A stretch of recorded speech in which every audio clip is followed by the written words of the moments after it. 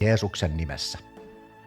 Katkaisen ja mitätöin kaiken saastutuksen, riippuvuuden ja himon, unien kautta tapahtuvan ruokkimisen ja saastuttamisen sekä jokaisen voimien tyhjentämisen ja heikentämisen vaikutuksen elämässäni ja puhdistan itseni niistä Jeesuksen veren auktoriteetilla, Jeesuksen nimessä.